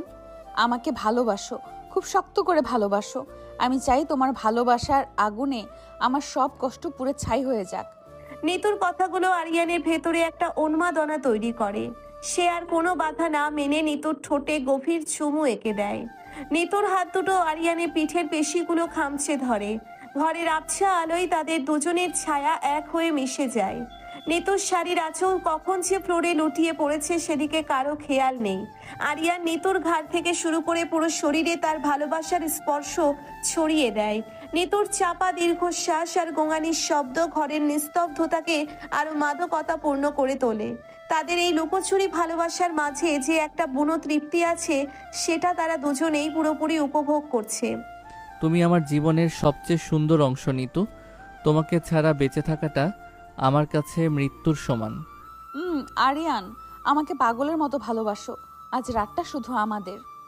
তাদের এই চরম অন্তরঙ্গ মুহূর্তের মাঝে হঠাৎ করেই বারান্দার দিক থেকে একটা খসখস শব্দ শোনা যায়। আরিয়ান আর নিতু দুজনেই চমকে ওঠে। আরিয়ান দ্রুত নিতুর শাড়ি ঠিক করে দেয় আর নিজে বিছানা থেকে নেমে বারান্দার দিকে যায়। সে বারান্দার পর্দা সরিয়ে দেখে কেউ একজন অন্ধকারে দৌড়ে সিঁড়ির দিকে চলে যাচ্ছে। সর্বনাশ, কেউ একজন আমাদের দেখে ফেলেছে নিতু। কে হতে পারে? লতা খালা নয় তো? বুঝতে পারলাম না, তবে যেই হোক, সে আমাদের এই অবস্থায় দেখেছে। কাল সকালে মনে হয় বাড়িতে আরেকটা বড় ঝড় উঠবে। নিতু ভয় পেলেও সে নিজেকে সামলে নেয়। সে আরিয়ানের হাত ধরে একটা ভরসার হাসি দেয়। আমি কোনো ঝড়কে ভয় পাই না আরিয়ান। তুমি শুধু আমার হাতটা শক্ত করে ধরে থেকো, আমি সব সামলে নেব। নিতু চুপি চুপি আরিয়ানের ঘর থেকে বেরিয়ে নিজের ঘরে চলে যায়। আরিয়ান বারান্দায় দাঁড়িয়ে থাকে। তার মনে হচ্ছে আগামী কালকের সকালটা তাদের দুজনের জন্য আরো ভয়ঙ্কর কোনো পরীক্ষা নিয়ে আসছে। পরের দিন সকালে ড্রয়িং রুমে আবার সবার ডাক পড়ে। শফিক সাহেব একটা কাগজ হাতে নিয়ে দাঁড়িয়ে আছেন। তার মুখটা রাগে লাল হয়ে আছে। আমি একটা সিদ্ধান্ত নিয়েছি, এই বাড়িতে আর এই মুহূর্তেই আরিয়ান আর ওর পরিবার থাকবে না। রায়হান ভাই, আপনার আজ বিকেলের মধ্যেই এই বাড়ি ছেড়ে চলে যাবেন। আপনি ঠিকই বলেছেন শফিক ভাই। যে ছেলে আমাদের সম্মান ধুলোয় মিশিয়ে দিয়েছে, তার সাথে আমরা এই বাড়িতে আর মুখ দেখাতে চাই না, আমরা আজই চলে যাব। খুব ভালো সিদ্ধান্ত। আরিয়ানের মতো বেইমানের ছায়াও আমি এই বাড়িতে দেখতে চাই না। আঙ্কেল, আপনারা এটা কি করছেন? শুধু একটা ভুলের জন্য আপনারা এত বছরের সম্পর্ক শেষ করে দেবেন? আরিয়ান তো নিতুকে সত্যিকারের ভালোবাসে। তুমি চুপ করো সজল, তুমি বাইরের মানুষ, আমাদের পারিবারিক ব্যাপারে মাথা ঘামাবে না। সজল বাইরের মানুষ নয় আঙ্কেল, ও তো আরিয়ানের ভাই, ও ওর ভাইয়ের ভালো চাইবেই। আপনারা সবাই মিলে আমার আরিয়ানের জীবনটা শেষ করে দিচ্ছেন। আমি বলছি তো, আরিয়ান চলে গেলে আমি বিষ খাবো। নিতু, তুই এই বয়সে এত বড় কথা বলা শিখলি কোথা থেকে? আমরা তোর বাবা মা, আমরা তোর ভালোই চাইবো। তুই ফাহিমকে বিয়ে করবি, এটাই আমাদের শেষ কথা। ফাহিম ছেলেটা অনেক ভালো। আন্টি, আমি সত্যিই নিতুকে খুব পছন্দ করি। আপনারা যদি চান আমি আজই আমার বাবা মাকে পাঠাতে পারি। তুমি চুপ করো ফাহিম ভাই, তুমি সুযোগের সদ্ব্যবহার করার চেষ্টা করছো। আমি মরে গেলেও তোমাকে বিয়ে করব না। নিতুর কথায় ফাহিম চরম অপমানিত বোধ করে। সে মাথা নিচু করে ড্রয়িং রুম থেকে বেরিয়ে যায়। ঠিক এই সময়ে লতা ড্রয়িং রুমে ঢোকে। তার মুখে একটা শয়তানি হাসি। সে শফিক সাহেবের সামনে গিয়ে দাঁড়ায়। সাহেব, আপনারা তো খালি বড় বড় কথা কইতাছেন, তো আপনাদের মাইয়া আর ওই আরিয়ান সাহেবের আসল রূপটা তো আপনারা দেখেনি নাই। আমার কাছে এমন একটা জিনিস আছে যা দেখলে আপনারা সবাই জ্ঞান হারাইয়া যাইবেন। কি বলছিস তুই লতা? তোর কাছে কি আছে? আমার কাছে প্রমাণ আছে যে আপনাদের মাইয়া আর আরিয়ান সাহেব রাইতের বেলায় কি কি করে। এই দেখেন ভিডিও। লতা তার পকেট থেকে ফোন বের করে ভিডিওটা প্লে করে। ভিডিওতে স্পষ্ট দেখা যাচ্ছে ছাদের ওপর আরিয়ান আর নিতু খুব অন্তরঙ্গ অবস্থায় আছে। পুরো ড্রয়িং রুম স্তব্ধ হয়ে যায়। শফিক সাহেব বুক চেপে ধরে সোফায় বসে পড়েন। সাদমানের মনে হলো তার পায়ের নিচ থেকে মাটি সরে যাচ্ছে। সে রাগে অন্ধ হয়ে পাশে টেবিলে থাকা একটা কাচের ফুলদানি তুলে নিয়ে আরিয়ানের দিকে তেড়ে যায়। তুই আর শেষ আরিয়ান, তুই আমার সাথে বেইমানি করেছিস, তোকে আমি হাত জ্যান্ত পুঁতে ফেলবো। সাদমান রাগে অন্ধ হয়ে হাতের বিশাল কাচের ফুলদানিটা আরিয়ানের মাথার দিকে সজোরে ছুঁড়ে মারে। ভাইয়া না, ওকে মেরো না। নিতু বিদ্যুতের বেগে ছুটে এসে আরিয়ানের সামনে দাঁড়িয়ে যায়। ফুলদানিটা নিতুর হাতের কনুইতে লেগে ছিটকে পাশের দেওয়ালে আঘাত করে এবং ঝনঝন করে ভেঙে টুকরো টুকরো হয়ে যায়।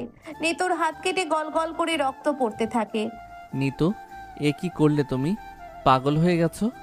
হ্যাঁ, পাগল হয়ে গেছি। আমার গায়ে হাত না দিয়ে কেউ তোমার গায়ে হাত দিতে পারবে না। তুমি শুধুই আমার, শুধু আমার। তুই সরে দাঁড়া নিতু, আমি আজ এই বেইমানের রক্ত দেখব। ও আমাদের পুরো পরিবারের সম্মান শেষ করে দিয়েছে। আমার সম্মান, আমার সম্মান, আমার সম্মান, আমার সম্মান ধুলাই মিশে গেল। ও আল্লাহ! শফিক সাহেব বুকে হাত দিয়ে ধপাস করে সোফার উপর লুটিয়ে পড়েন। তার চোখ উল্টে যেতে শুরু করে। ওগো, কি হলো তোমার? চোখ খুলো। সাদমান, তোর বাবাকে ধর। আমার সংসারটা আজ সারখার হয়ে গেল। আঙ্কেল, আঙ্কেল, শ্বাস নিতে পারছেন না? মিতা, তুই তাড়াতাড়ি একটা গ্লাসে পানি নিয়ে আয়। সাদমান, রাগ বাদ দিয়ে আঙ্কেলকে ধর। সজল ছুটে গিয়ে শফিক সাহেবের বুকের বোতাম খুলে দেয়। পুরো ড্রয়িং রুমে একটা ভয়াবহ কান্নাকাটি আর চিৎকারের পরিবেশ তৈরি হয়। সাহেব গো, আপনারা আমারে টাকা দেন, আমিও এই ভিডিও ডিলিট কইরা দিমু, নাইলে আমি এই ভিডিও ফেসবুকে ছড়াইয়া দিমু। 5 লাখ টাকা দিলে আমি চুপ থাকমু। সাহেব, লতা ঠিকই কইছি, আমরা গরিব মানুষ, আমগর টাকা দরকার। আপনারা টাকা দিলি আমরা এই বাড়ির কোনো কথা বাইরে কমু না। তোদের এত বড় সাহস, তোরা এই বাড়ির খেয়ে এই বাড়ির মানুষের সাথে ব্ল্যাকমেল করছিস? ফারাপু, তুমি লতা খালার হাত থেকে ফোনটা কেড়ে নাও। এরা দুইটা মিলে অনেকদিন ধরে প্ল্যান করছিল, আমি আগে সন্দেহ করেছিলাম। ফারাহ আর নীলা ছুটে গিয়ে লতার হাত থেকে ফোনটা কেড়ে নেওয়ার চেষ্টা করে। লতা ফোনটা বুকে জড়িয়ে ধরে চিৎকার করতে থাকে। লতা, ফোনটা দে বলছি, তোকে আজ আমি পুলিশের হাতে দেব। মিতা সজোরে লতার গালে একটা চর বসিয়ে দেয়। চরের চোটে লতা ফ্লোরে পড়ে যায় এবং ফোনটা ছিটকে ফারাহার হাতে চলে আসে। ফারাহর সাথে সাথে ভিডিওটা ডিলিট করে দেয়। রায়ান, তুই দাঁড়িয়ে আছিস কেন? শফিক ভাইয়ের তো অবস্থা খুব খারাপ, তাড়াতাড়ি ডাক্তার ডাকো। আমি আর এই বাড়িতে এক মুহূর্ত থাকবো না। যে ছেলের জন্য আমার ভাইয়ের মতো বন্ধুর এই অবস্থা, সেই ছেলের মুখ আমি আর দেখতে চাই না। তুই আজ থেকে আমার তেজ্য পুত্র আরিয়ান। বাবা, তুমি আমাকে যা খুশি শাস্তি দাও, কিন্তু এখন আঙ্কেলের চিকিৎসা দরকার। আমি নিজে গিয়ে ডাক্তার নিয়ে আসছি। কি গো ভাই সাহেব, আপনাদের বাড়িতে এত চিৎকার চেঁচামেচি কিসের? আমরা তো ভয়ে দৌড়ে এলাম।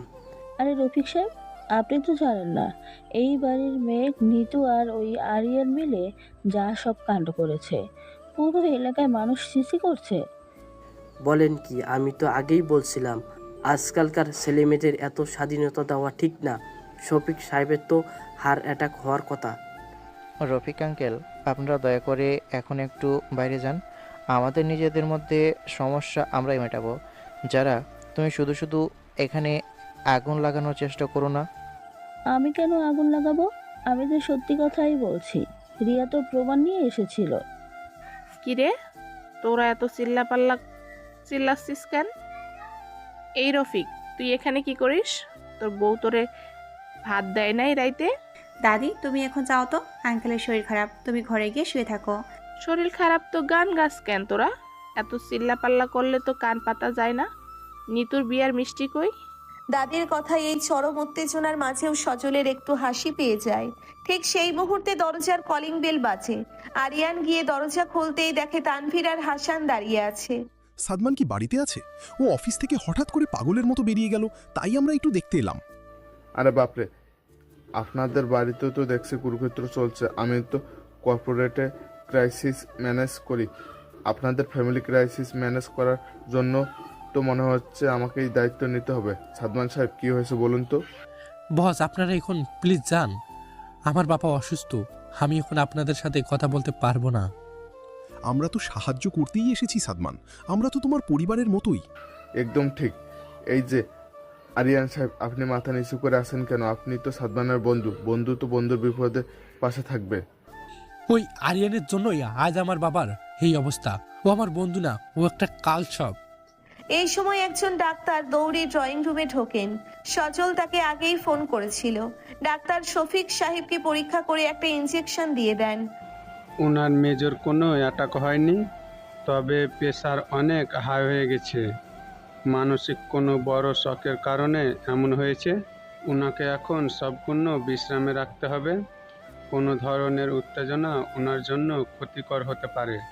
ডাক্তার সাহেব, আমার স্বামী ঠিক হয়ে যাবে তো? ওকে ছাড়া তো আমি চোখে অন্ধ দেখছি। চিন্তার কিছু নেই, উনি ঘুমিয়ে পড়েছেন। ওনাকে ওনার ঘরে নিয়ে যান, আর কাল সকালে একবার আমার চেম্বারে নিয়ে আসবেন। সাদমান, সজল আর আরিয়ান মিলে শফিক সাহেবকে ধরে তার ঘরে নিয়ে বিছানায় শুইয়ে দেয়। আরিয়ান শফিক সাহেবের পায়ের কাছে কিছুক্ষণ দাঁড়িয়ে থাকে, তার চোখে অপরাধ বোধের জল। নিতু দরজার কাছে দাঁড়িয়ে কাঁদছে, তার হাত থেকে তখনও ফোঁটা ফোঁটা রক্ত পড়ছে।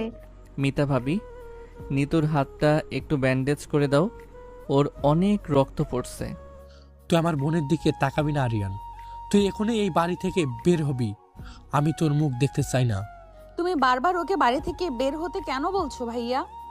ও তো একা কোনো অপরাধ করেনি।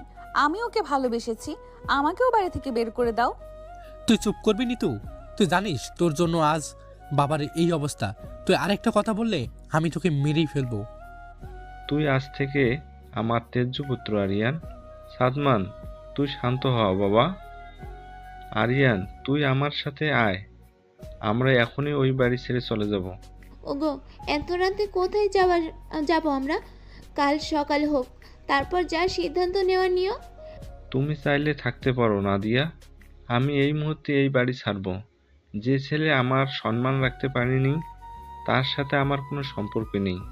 রাইহান সাহেব নিজের ঘরে গিয়ে সুটকেস গোছাতে শুরু করেন। আরিয়ান বুঝতে পারে পরিস্থিতি এখন আর তার হাতে নেই। সে ধীরে ধীরে বাড়ির বাইরে বাগানের দিকে চলে যায়। রাত তখন প্রায় 12টা। আকাশে মেঘ জমেছে, টিপ টিপ করে বৃষ্টি পড়া শুরু হয়েছে।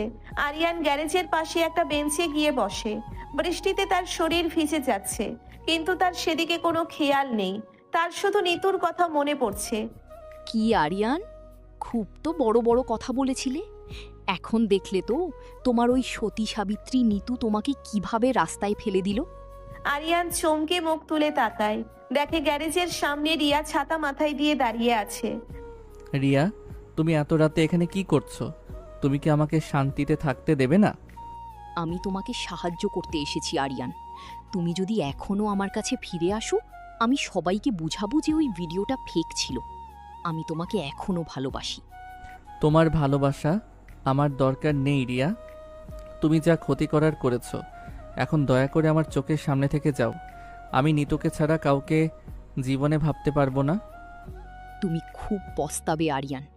নিতুর পরিবার জীবনেও তোমাকে মেনে নেবে না। কাল সকালেই দেখবে নিতুর বিয়ে ফাহিমের সাথে ঠিক হয়ে গেছে। রিয়া একটা তাচ্ছিল্যের হাসি হেসে সেখান থেকে চলে যায়। আরিয়ান বৃষ্টির মধ্যে মাথা নিচু করে বসে থাকে। হঠাৎ সে অনুভব করে তার মাথার উপর বৃষ্টি পড়ছে না। সে মুখ তুলে দেখে নিতু তার পাশে দাঁড়িয়ে আছে। নিতু নিজের গায়ের ওড়না দিয়ে আরিয়ানের মাথাটা ঢেকে রেখেছে।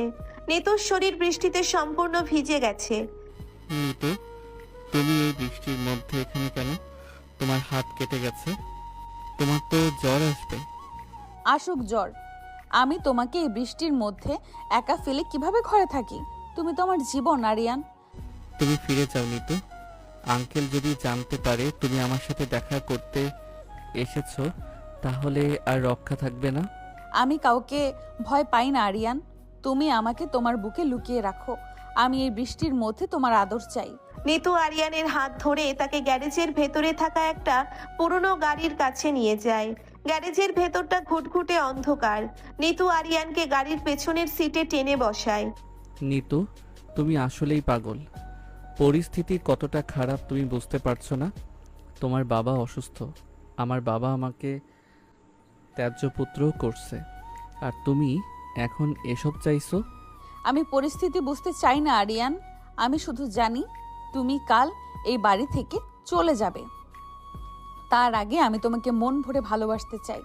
আমি চাই তুমি আমার শরীরের প্রতিটা ইঞ্চিতে তোমার অধিকারের চিহ্ন রেখে যাও। নিতু আরিয়ানের ভেজা শার্টের বোতামগুলো এক টানে ছিঁড়ে ফেলে। তার গরম নিঃশ্বাস আরিয়ানের ঠান্ডা শরীরে একটা আগুনের হলকা তৈরি করে। নিতু আরিয়ানের বুকের উপর চুমু খেতে শুরু করে। আরিয়ান নিজেকে আর আটকাতে পারে না। সে নিতুর ভেজা সালোয়ার কামিজের ওপর দিয়ে তার কোমর শক্ত করে জড়িয়ে ধরে। নিতুর ঠোঁটজোড়া আরিয়ানের ঠোঁটকে প্রবল তৃষ্ণায় শুষে নেয়। তুমি একটা নেশা নিতু, তোমাকে ছাড়া আমি কিভাবে বাঁচবো বুঝতে পারছি না। তোমাকে ছাড়া বাঁচতে কে বলেছে? তুমি আমাকে এমনভাবে আদর করো যেন এই রাতটা আর কখনো শেষ না হয়। আরিয়ান নিতুকে গাড়ির সিটের ওপর শুইয়ে দেয়। অন্ধকারের মাঝেও আরিয়ান নিতুর চোখের সেই বন্য চাহনি দেখতে পাচ্ছে। সে নিতুর গলার কাছে মুখ নিয়ে গিয়ে গভীরভাবে ভালোবাসার ছাপ বসিয়ে দেয়। নিতুর শরীরটা ধনুকের মতো বেঁকে যায়। সে আরিয়ানের পিঠে তার নখগুলো দিয়ে আঁকড়ে ধরে। বৃষ্টির শব্দের সাথে মিশে যায় তাদের দুজনের চাপা গোঙানির শব্দ। তাদের শরীরের ঘর্ষণ আর উষ্ণতা গ্যারেজের স্যাঁতসেঁতে পরিবেশকেও যেন উত্তপ্ত করে তোলে। এই নিষিদ্ধ আর লুকোচুরি প্রেমের মাঝে যে একটা অদ্ভুত রোম্যান্স আছে, সেটা তারা দুজনেই প্রতিটা শিরায় শিরায় উপভোগ করছে। নিতু, আমি তোমাকে কথা দিচ্ছি, আমি সব ঠিক করে দেব। আমি তোমাকে কারো হতে দেব না। আমাকে কারো হওয়ার অধিকার কে দিয়েছে? আমি তো জন্ম থেকেই তোমার। আমাকে আরো গভীরে অনুভব করো আরিয়ান। নিতুর সাহসিকতায় আরিয়ানের ভেতরে একটা উন্মাদনা তৈরি হয়। সে সব বাধা ভুলে গিয়ে নিতুর ভালোবাসার সমুদ্রে ডুব দেয়। প্রায় 2 ঘন্টা পর বৃষ্টি কিছুটা কমে আসে। আরিয়ান নিতুকে নিজের বুকের ভেতর জড়িয়ে ধরে গাড়ির সিটে শুয়ে আছে। আরিয়ান, আমাকে এবার ঘরে যেতে হবে। কাল সকালে অনেক বড় যুদ্ধ করতে হবে আমাদের। তুমি সাবধানে ঘরে যাও, আমি সকালের জন্য অপেক্ষা করব। নিতু চুপি চুপি গ্যারেজ থেকে বেরিয়ে নিজের ঘরে চলে যায়। আরিয়ান সেভাবেই গ্যারেজে বসে থাকে। পরের দিন সকালে পুরো বাড়িতে একটা থমথমে নীরবতা। রোদ ওঠার পর আরিয়ান ড্রয়িং রুমে আসে। সেখানে সবাই আগে থেকেই উপস্থিত। শফিক সাহেব একটা ইজি চেয়ারে বসে আছেন, তাকে খুব দুর্বল দেখাচ্ছে। রাইহান সাহেব তার ব্যাগপত্র নিয়ে দরজার কাছে দাঁড়িয়ে আছেন। শফিক ভাই, আমরা তাহলে আজই চলে যাচ্ছি। আপনার কাছে আমার কোনো মুখ নেই, আমাকে ক্ষমা করে দেবেন। আপনি যাবেন না রায়হান ভাই, আপনি আমার ভাই। আপনার ছেলের জন্য আমি আপনাকে হারাতে পারি না। আরিয়ান এই বাড়ি থেকে যাবে, আপনি না। বাবা একদম ঠিক বলেছে। আরিয়ান, তুই এখনই বের হ। আমি চলে যাব সাদমান, কিন্তু আঙ্কেল, যাওয়ার আগে আমি আপনার কাছে একটাই অনুরোধ করতে চাই। আমি নিতুকে খুব ভালোবাসি, আমাকে একটা সুযোগ দিন। সুযোগ? তুই আমার সম্মান শেষ করেছিস আর আমি তোকে সুযোগ দেব? আমি সিদ্ধান্ত নিয়েছি, আগামীকালই নিতুর বিয়ে। কি বলছো তুমি এইসব? ছেলে কোথায় পেলি তুমি? ফাহিম ফাহিম সকালে আমাকে ফোন করেছিল, সে নিতুকে এখনই বিয়ে করতে রাজি। কালই ফাহিমের সাথে নিতুর বিয়ে হবে। ভাইজান, এত তাড়াহুড়া করে বিয়ে দেবেন? মেয়েটা তো মন মানতে হবে। ওর মন আমি বুঝবো না। ও আমার সম্মান নষ্ট করেছে, আমি ওর ইচ্ছার কোনো দাম দেব না। কালই ওর বিয়ে হবে। হ্যাঁ আঙ্কেল, আমি চলে এসেছি, আপনারা চিন্তা করবেন না, আমি নিতুকে খুব সুখে রাখবো। ফাহিম, তুমি তো দেখি শকুনের মতো বসেছিলে, একটা মেয়ের অমতে তাকে বিয়ে করে তুমি কিভাবে সুখী হবে? সজল ভাই, আমি নিতুকে ভালোবাসি, আর বিয়ের পর সব ঠিক হয়ে যাবে। তুমি একটা স্বার্থপর ফাহিম, তুমি নিতুর দুর্বলতার সুযোগ নিচ্ছ। আরে ভাই সব, আমি আবার চলে এলাম। আমি সকালে শুনলাম মিতুর নাকি বিয়ে। ফাহিম ছেলেটা তো ভালোই, আমি বলি কি বিয়েটা দিয়ে দেন। বস, আপনি আবার এখানে কেন? আপনি তো সব বিষয়েই নাক গলান। আরে আমি তো কর্পোরেটের মানুষ, যেখানে সমস্যা সেখানেই আমার সলিউশন। ঠিক এই সময় নিতু নিজের ঘর থেকে বেরিয়ে আসে। সে খুব শান্ত, তার চোখে কোনো জল নেই। সে ধীর পায়ে শফিক সাহেবের সামনে এসে দাঁড়ায়। বাবা, তুমি সত্যিই চাও আমি ফাহিমকে বিয়ে করি? হ্যাঁ মা, এটাই তোর জন্য ভালো। ফাহিম ছেলেটা তোকে সুখে রাখবে। হ্যাঁ, আরিয়ান যদি এই বাড়ি থেকে চলে যায় তবে আমি কাল ফাহিমকে বিয়ে করব। নিতুর এই কথায় পুরো ড্রয়িং রুম স্তব্ধ হয়ে যায়। আরিয়ানের মনে হলো তার মাথায় আকাশ ভেঙে পড়েছে। সে নিতুর দিকে অবাক হয়ে তাকিয়ে থাকে। নিতু, তুমি এসব কি বলছো? তুমি ফাহিমকে বিয়ে করবে? আমাদের ভালোবাসার কোনো দাম নেই তোমার কাছে? তুমি তো চলেই যাচ্ছ আরিয়ান। তুমি তো আমাকে এই পরিবারের সামনে রক্ষা করতে পারলে না, তাহলে আমি কেন তোমার জন্য অপেক্ষা করব? এই তো আমার বোনের মতো কথা বলেছিস। তুই একটা সঠিক সিদ্ধান্ত নিয়েছিস নিতু, আমি তোর জন্য খুব গর্বিত। নিতু, তুই পাগল হয়েছিস। তুই আরিয়ানকে ছাড়া কিভাবে বাঁচবি? তুই তো কাল রাতেও ওর জন্য কাঁদছিলি। হ্যাঁ নিতু আপু, তুমি মিথ্যা বলছো। তুমি আরিয়ান ভাইকে ছাড়া কাউকে ভালোবাসতে পারো না। তোমরা কেউ কিছু জানো না। আমি আমার বাবার সম্মান বাঁচাতে ফাহিমকে বিয়ে করব। আরিয়ান, তুমি এক্ষুনি এ বাড়ি থেকে চলে যাও। আমি চলে যাব নিতু, কিন্তু তুমি এটা খুব ভুল করছো। তুমি জীবনেও সুখী হতে পারবে না ফাহিমকে বিয়ে করে। আরিয়ান আর এক মুহূর্তও সেখানে দাঁড়ায় না। সে হনহন করে বাড়ি থেকে বেরিয়ে যায়। তার চোখে জল, বুকে একটা বিশাল পাথর চেপে বসেছে। সে বুঝতে পারছে না নিতু হঠাৎ করে কেন এমন সিদ্ধান্ত নিল। এদিকে ড্রয়িং রুমে ফাহিম খুব খুশি। সে নিতুর কাছে গিয়ে দাঁড়ায়। নিতু, আমি তোমাকে কথা দিচ্ছি, আমি তোমাকে পৃথিবীর সবচেয়ে সুখী মেয়ে বানাবো। সে তো কাল বিয়ের পরই বোঝা যাবে ফাহিম ভাই। আপনি এখন যান, কাল বিয়ের প্রস্তুতি নিন। নিতু খুব শান্তভাবে ফাহিমকে বিদায় করে দিয়ে নিজের ঘরে চলে যায়। দাদি হঠাৎ করে নিজের ঘর থেকে বেরিয়ে আসে। কিরে, বিয়া কার? নিতুর বিয়া? ওলারে তো দেখলাম না। দাদি, তুমি কাল এসো, কাল বিশাল খানা খাদ্য হবে, তুমি এখন ঘুমাও। সজল, তুমি এত শান্ত কিভাবে আছো? আরিয়ান তো চলে গেল, আর নিতু এই বিয়েতে রাজি হয়ে গেল। আমার তো কিছুই বিশ্বাস হচ্ছে না। আমারও বিশ্বাস হচ্ছে না মিতা। নিতু মেয়েটা সুবিধার না, ও নিশ্চয়ই কোনো বড় গেম খেলছে। ও এত সহজে আরিয়ানকে ছেড়ে দেওয়ার পাত্রী না। সাহেব, আপনারা তো বিয়ার ঠিক কইরাই ফেললেন, কিন্তু আমাগো তো কোনো টাকাই দিলেন না। লতা, তুই যদি আর একটা কথা বলিস আমি তোকে পুলিশে দেব। তুই আমার বোনের ভিডিও করে ব্ল্যাকমেল করতে চেয়েছিস, এখন এই বাড়ি থেকে দূর হ। সাদমান সাহেব, আমাকেও মাফ কইরা দেন, আমরা গরিব মানুষ, ভুল হইয়া গেছে। তোরাও কালকের মধ্যেই এই বাড়ি থেকে চলে যাবি। আমি তোদের মতো নিমক হারামদের মুখ দেখতে চাই না। সাদমানের ধমকে লতা আর কাশিম মাথা নিচু করে চলে যায়। শফিক সাহেব কিছুটা স্বস্তি অনুভব করেন। রাইহান সাহেবও তার ব্যাগপত্র আবার ঘরে রেখে দেন। তিনি ভাবেন নিতুর যখন বিয়ে হয়েই যাচ্ছে তখন আরিয়ানের উপর আর তার রাগ করে লাভ নেই। পরের দিন সকাল, বাড়িতে বিয়ের সাজো সাজো রব। ফাহিমের পরিবার থেকে সবাই চলে এসেছে। কাজী সাহেব ড্রয়িং রুমে বসে আছেন। নিতুকে পার্লার থেকে সাজিয়ে নিয়ে আসা হয়েছে। তাকে একটা লাল রঙের বেনারসি পরানো হয়েছে। তাকে দেখে মনে হচ্ছে যেন কোনো স্বর্গের অপ্সরী, কিন্তু তার মুখে কোনো হাসি নেই, কোনো বিষাদও নেই। সে খুব স্বাভাবিক একটা অভিব্যক্তি নিয়ে বসে আছে। নিতু, তোকে খুব সুন্দর লাগছে রে, তুই আজ আমাকে খুব শান্তি দিয়েছিস। ভাইয়া, তুমি শুধু আজ দেখো আজ তোমার শান্তিটা কোথায় গিয়ে পৌঁছায়। নিতুর কথার অর্থ সাদমান ঠিক বুঝতে পারে না। কাজী সাহেব খাতা খুলে বসলেন। তো বাবা শফিক সাহেব, মেয়ের বাবা হিসেবে আপনি কি অনুমতি দিচ্ছেন? হ্যাঁ কাজী সাহেব, আমি সম্পূর্ণ অনুমতি দিচ্ছি। আপনারা বিয়ের কাজ শুরু করুন। কাজী সাহেব ফাহিমের দিকে তাকালেন। বাবা ফাহিম, আপনি কি এই বিয়েতে রাজি আছেন? জি কাজী সাহেব, আমি আলহামদুলিল্লাহ কবুল বলছি। ফাহিম হাসি মুখে কবুল বলে দেয়। এবার কাজী সাহেব নিতুর দিকে তাকালেন। পুরো ড্রয়িং রুমে পিনপতন, নীরবতা। সবাই নিতুর উত্তরের জন্য অপেক্ষা করছে। মা নিতু, আপনি কি এই বিয়েতে রাজি আছেন? আপনি কবুল বলুন মা। নিতু কাজী সাহেবের দিকে তাকিয়ে একটা বাঁকা হাসি দেয়। সে ধীরে ধীরে নিজের বিয়ের বেনারসির আঁচলটা একটু ঠিক করে নেয়। তারপর সে তার হাতের ছোট্ট পার্সটা খোলে। কাজী সাহেব, আমার একটা প্রশ্ন ছিল। জি মা, বলুন। ইসলামী শরীয়ত অনুযায়ী একজন বিবাহিত নারী কি তার স্বামীকে তালাক না দিয়ে দ্বিতীয়বার বিয়ে করতে পারে? নিতুর এই অদ্ভুত প্রশ্নে কাজী সাহেব আকাশ থেকে পড়েন। পুরো ড্রয়িং রুমের মানুষজন হতবাক হয়ে নিতুর দিকে তাকিয়ে থাকে। নাউজুবিল্লাহ, এ কেমন কথা মা? একজন বিবাহিত নারী কখনোই দ্বিতীয় বিয়ে করতে পারে না। এটা সম্পূর্ণ হারাম। তুই এসব কি আবল তাবল বলছিস নিতু? তোর মাথা কি খারাপ হয়ে গেছে? কবুল বল তাড়াতাড়ি। নিতু, কোনো নাটক করবি না বলছি, সোজা কবুল বল। নাটক তো আমি করছি না ভাইয়া, নাটক তো তোমরা করছো। কাজী সাহেব যখন বলেই দিলেন যে বিবাহিত নারী দ্বিতীয় বিয়ে করতে পারবে না, তখন আমি ফাহিম ভাইকে কিভাবে কবুল বলবো?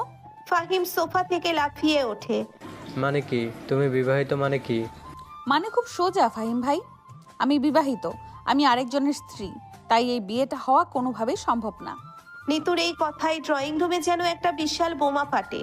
শফিক সাহেব আবার বুকে হাত দিয়ে বসে পড়েন। ডাইহান সাহেব এবং নাদিয়া বেগম একে অপরের দিকে মুখ চাওয়াচাই করতে থাকেন। সজল আর মিতা অবাক হয়ে নিতুর দিকে তাকিয়ে আছে। সাদমান রাগে কাঁপতে কাঁপতে নিতুর সামনে গিয়ে দাঁড়ায়। তুই এসব কি ফালতু কথা বলছিস নিতু? তোর মাথা কি পুরোপুরি খারাপ হয়ে গেছে? বিবাহিত মানে কি? তুই কার স্ত্রী? আমার সাথে কি কোনো ধরনের মজা হচ্ছে এখানে? আঙ্কেল, আপনারা কি আমাকে অপমান করার জন্য ডেকে এনেছেন? আপনাদের মেয়ে বলছে সে বিবাহিত। ফাহিম বাবা, তুমি শান্ত হও। এই মেয়েটা আরিয়ানের চোখে পাগল হয়ে গেছে, ওইসব মিথ্যে বলছে। তুই চুপ করবি বেহায়া মেয়ে। কাজী সাহেব, আপনি আপনি পড়ানো শুরু করুন। আমি একদম সুস্থ আছি বাবা, আর আমি কোনো মিথ্যা বলছি না। আমি সত্যি সত্যিই বিবাহিতা, আর আমার স্বামীর নাম আরিয়ান। ওরে আল্লাহ, এই মেয়ে তো দেখি আমাদের জ্যান্ত মেরে ফেলবে। তুই আরিয়ানের স্ত্রী মানে কি? তোদের বিয়ে কবে হলো? কেউ তো কিছু জানে না।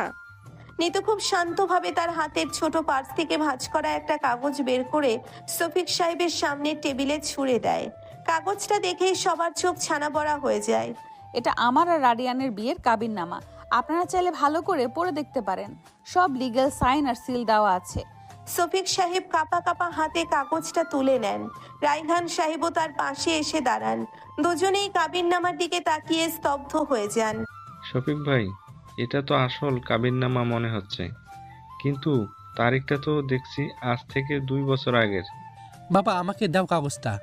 এটা হতেই পারে না, এটা নিশ্চয়ই কোনো জাল কাগজ।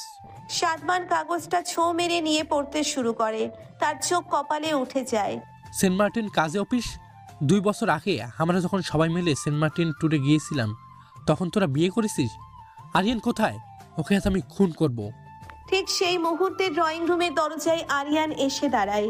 তাকে দেখে মনে হচ্ছে সে অনেক দূর থেকে ছুটে এসেছে। তার চুলগুলো এলোমেলো। আমাকে খুন করার দরকার নেই ভাইয়া, আমি এখানেই আছি। আমি শহর ছেড়ে যাইনি, আমি আমার বউকে ছেড়ে কোথাও যেতে পারি না। আরিয়ান, তুমি একটা প্রতারক। তুমি নিজের বন্ধুর বোনের সাথেই এমন নোংরামি করতে পারলে? ফাহিম ভাই, আপনি নিজের চরকায় তেল দিন। নিতু আমার লিগেল স্ত্রী, এখানে আপনার কোনো অধিকার নেই কথা বলার। আরিয়ান বাবা, তুই এসব কি বলছিস? তোরা 2 বছর আগে লুকিয়ে বিয়ে করেছিস, আর আমাদের কাউকে ঘুণাক্ষুরেও জানতে দিসনি। মা, আমাকে ক্ষমা করো, আমি তোমাদের সব সত্যি কথা বলতে চেয়েছিলাম। আমি অনেকবার চেষ্টা করেছি, কিন্তু এই নিতুর জন্য আমি পারিনি। নিতুর জন্য পড়িসনি মানে? তোরা বিয়ে করেছিস, আবার এক ছাদের নিচে 2 বছর ধরে লুকিয়ে প্রেম করেছিস। হেই, তোদের কি একটু লজ্জা করলো না? হ্যাঁ বাবা, এখনো বাবা এখানে লজ্জার কি আছে? স্বামী স্ত্রী তো একটু প্রেম করবেই। তুই চুপ করবি নি তো? আরিয়ান তুই বল, তুই কেন সত্যিটা আমাদের জানাসনি? তোর কি সাহস হয়নি? ভাইয়া তুমি বিশ্বাস করো, আমি বিয়ের পরদিনই সবাইকে জানাতে চেয়েছিলাম, কিন্তু নিতু আমাকে কোরআন শরীফ ছুঁয়ে কসম করিয়েছিল আমি যেন কাউকে না বলি।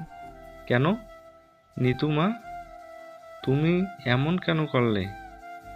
তোমাদের বিয়ে তো আমরা এমনিতেই মেনে নিতাম, এত বড় লুকোচুরির কি দরকার ছিল? সবাই এখন নিতুর দিকে প্রশ্নবোধক দৃষ্টিতে তাকিয়ে আছে। নিতু খুব স্বাভাবিক ভঙ্গিতে সোফায় বসে পড়ে, তার ঠোঁটের কোণে একটা দুষ্টু হাসি। কারণ স্বাভাবিক, স্বামী স্ত্রীর জীবন খুব বোরিং। ওটা তো সবার সামনে একসাথে থাকা, একসাথে খাওয়া, কোনো থ্রিল নেই। আমার বেস্ট ফ্রেন্ডের বোন হিসেবে লুকিয়ে লুকিয়ে প্রেম করার যে মজা, সেটা লিগেল বউ হিসেবে নেই। কি বলছিস তুই নিতু? শুধু থ্রিলের জন্য তুই নিজের বিয়ে 2 বছর লুকিয়ে রেখেছিস? হ্যাঁ সজল ভাই, একটু ভেবে দেখো, মাঝরাতে চুপি চুপি আরিয়ানের রুমে যাওয়া, ধরা পড়ার ভয়, আলমারির ভেতর লুকিয়ে থাকা, লতা খালার নজর এড়িয়ে ছাদে গিয়ে আদর খাওয়া, এগুলোর মধ্যে যে পরিমাণ থ্রিলার অ্যাডভেঞ্চার আছে, সেটা কি বউ হয়ে বুক ফুলিয়ে ঘুরে বেড়ানোতে পাওয়া যেত? নিতুর মুখে এই চরম সত্য আর অদ্ভুত লজিক শুনে ড্রয়িং রুমের সবাই আক্ষরিক অর্থেই পাথর হয়ে যায়। কেউ কোনো কথা বলতে পারছে না। সবার মাথায় এই তথ্যটা প্রসেস হতে কিছুটা সময় লাগে। ওরে বাবা, আমি তো ভেবেছিলাম আমি অনেক চালাক, কিন্তু তুই তো দেখি পুরো ক্রিমিনাল মাইন্ডের মেয়ে রে নিতু। শুধু একটু লুকিয়ে রোম্যান্স করার জন্য তুই এত বড় ফ্যামিলি ড্রামা করলি? ড্রামা তো আমি করিনি মিতা ভাবি, ড্রামা তো ভাইয়া আর বাবা করলো। আমি তো আরিয়ানকে বলেছিলাম যতদিন সম্ভব আমরা এই সিক্রেট রোম্যান্স চালিয়ে যাব, কিন্তু রিয়া এসে সব প্ল্যান ঘেটে দিল। তুই একটা ডাইনি নিতু। তুই আমাকে আরিয়ানের জীবন থেকে সরানোর জন্য এত বড় নাটক করেছিস। রিয়া আপু, তুমি এখন এখানে দাঁড়িয়ে আছো?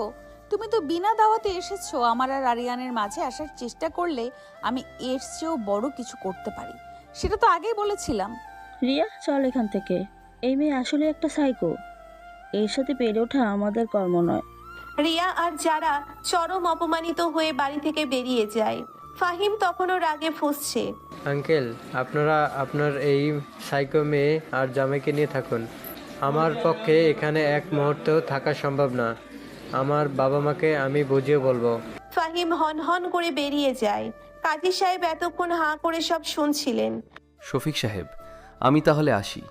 আপনাদের তো আর আমাকে দরকার নেই, আগে থেকেই কাজ সারা। আমার ভিজিটটা দিয়ে দিলে ভালো হতো। কাজী সাহেব আপনি আসুন তো এখন, এমনিতেই আমার মাথা ঘুরছে। আমার নিজের মেয়ে আমাকে 2 বছর ধরে বোকা বানিয়েছে।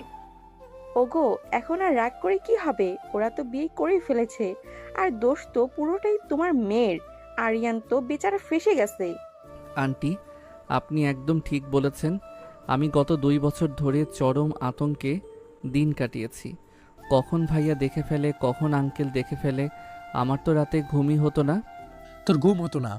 আর কাল রাতে তুই যে আমার বোনের সাথে গ্যারেজের ভিতর, ওইসব কি ছিল? সাদমানের কথায় আরিয়ান আর নিতু দুজনেই একটু লজ্জা পেয়ে মাথা নিচু করে। ভাইয়া তুমি শুধু শুধু রেগে যাচ্ছ। আমরা তো হাজব্যান্ড ওয়াইফ, আমরা একটু রোম্যান্স করতেই পারি। Brilliant, this is what I call master mind. Sadman সাহেব, আপনার বোনের তো কর্পোরেট ওয়ার্ল্ডে আসা উচিত। যেভাবে সেই রিস্ক ম্যানেজমেন্ট আর সিক্রেটসি মেনটেন করেছে, জাস্ট মাইন্ড ব্লোয়িং। বস, আপনি সব জায়গায় কর্পোরেট জ্ঞান দেবেন না তো। এটা একটা ফ্যামিলি ম্যাটার। তবে মানতে হবে, নিতুর আইডিয়াটা জোস ছিল। কিরে, বিয়ে কি শেষ? ফাইম পোলাডা তো দেখলাম না। আরিয়ানের গলা পাইতেছি মনে হয়। দাদি, তোমার আরিয়ান ভাইয়েই নিতু আপুর পর। ওদের বিয়ে অনেক আগে হয়ে গেছে। আগে হইয়া গেছে? তাইলে তো খুবই ভালো। আমি তো আগেই কইছিলাম আরিয়ান পোলাডা খুব ভালা। যা মিষ্টি নিয়ে আয়। সাহেব, আমার তো মাথা ঘুরাইয়া উঠতাছে। আমি তো ভাবছিলাম আরিয়ান সাহেব খারাপ কাম করতাছে, এখন দেখি উনি নিজের বইয়ের লগে প্রেম করতাছিল। হলতা, আমরা মিশেমিশি তোকে পিছনে লাগছিলাম। আমাকেও তো কোনো দোষ নাই সাহেব। লতার কাশেম, তোরা দুজনার একটা কথা বললে আমি তোদের ঘাট ধাক্কা দিয়ে বের করে দেব। তোরা ব্ল্যাকমেল করতে চেয়েছিলি। ভাইয়া, ওদের মাফ করে দাও। আজ আনন্দের দিন, আমি আমার বউকে আজ সবার সামনে গ্রহণ করছি। এর চেয়ে বড় আনন্দ আর কি হতে পারে? নিতু, তুই আমাকেও বলিসনি আমি তোর বেস্ট ফ্রেন্ড, আর তুই আমার থেকেও এত বড় কথা লুকিয়ে রাখলি। সরি ফারা, তোকে বললে তুই হয়তো এক্সাইটমেন্টে কাউকে বলে দিতি। আমি কোনো রিস্ক নিতে চাইনি। ভাই সব আমি তো সব শুনলাম, ঘটনা তো পুরো সিনেমার মতো। তা আপনাদের রাগ কি এখন কমছে? রফিক সাহেব, রাগ তো কমেছে, কিন্তু এই দুই বাঁদরকে আমি কি শাস্তি দেব সেটাই তো বুঝতে পারছি না। রায়হান ভাই, আপনি কিছু বলুন। আমি আর কি বলবো শফিক ভাই, আমার ছেলেও তো ওর সাথে সমানভাবে জড়িত। তবে যাই হোক, ওরা তো কোনো খারাপ কাজ করেনি, ওরা বিয়ে করেছে, আমরা ওদের আশীর্বাদ করি। একদম ঠিক কথা। আমার তো অনেক দিনের শখ ছিল নিতুকে আমার বাড়ির বউ করার। আল্লাহ আমার মনের ইচ্ছা এমন অদ্ভুতভাবে পূরণ করবে সেটা ভাবতেও পারিনি। ড্রয়িং রুমের এতক্ষণকার থমথমে ইমোশনাল পরিবেশ মুহূর্তের মধ্যেই হাসি খুশিতে পরিণত হয়। সাদমান এগিয়ে গিয়ে আরিয়ানকে জড়িয়ে ধরে। তুই একটা গাধা আরিয়ান, তুই আমাকে একবার বললেও তো আমি মেনে নিতাম, কিন্তু তুই আমার বোনের পাগলামিতে সায় দিয়েছিস। ভাইয়া, আমি ওকে ছাড়া বাঁচতে পারতাম না, আর ওর জেদ তো তুমি জানোই। আমাকে মাফ করে দে ভাইয়া। মাফ করলাম, কিন্তু আজ থেকে আমার বোন তোর দায়িত্ব। ও যা জ্বালাতন করার এবার তোকেই করবে। আমি কাউকে জ্বালাতন করি না, আমি খুব লক্ষ্মী বউ। হ্যাঁ, তুই কত লক্ষ্মী সেটা তো আমরা আজ দেখলাম। তুই তো পুরো একটা বোম ব্লাস্ট করেছিস। মিতা, যা তো সবার জন্য মিষ্টি নিয়ে আয়, আজ তো ডাবল সেলিব্রেশন। সবাই হাসি হাসাহাসি শুরু করে। বাড়ির পরিবেশ আবার আগের মতো আনন্দমুখর হয়ে ওঠে। শফিক সাহেব আর রায়হান সাহেব একে অপরের দিকে তাকিয়ে স্বস্তির হাসি হাসেন। সালমা বেগম আর নাদিয়া বেগম নিতুকে জড়িয়ে ধরেন। মারে, তুই তো আমাকে ভয় পাইয়ে দিয়েছিলি। যাই হোক, আল্লাহ যা করেন ভালোর জন্যই করেন। সেই রাতে বাড়িতে এক বিশাল ভোজের আয়োজন করা হয়। দুই পরিবার মিলে একসাথে ডিনার করে। ডিনারের পর সবাই যে যার ঘরে চলে যায়। আজ আর আরিয়ানকে লুকিয়ে থাকতে হবে না। আজ নিতু লিগাল বউ হিসেবে আরিয়ানের ঘরে আসবে। আরিয়ানের ঘরটা আজ ফুল দিয়ে সাজানো হয়েছে। মিতা আর ফারাহ মিলে ঘরটা সুন্দর করে সাজিয়েছে। রাত তখন 12টা। আরিয়ান বিছানায় বসে আছে। তার বুকের ভেতরটা আজ অন্যরকম আনন্দে ধকধক করছে। আজ কোনো ভয় নেই, কোনো লুকোচুরি নেই। হঠাৎ দরজা খুলে নিতু ঘরে ঢোকে। তার পরনে একটা গাঢ় নীল রঙের সিফন শাড়ি, চুলগুলো খোলা, চোখে হালকা কাজল। নিতুকে দেখে আরিয়ানের মনে হলো সে যেন কোনো স্বপ্ন দেখছে। কি দেখছো এত অবাক হয়ে?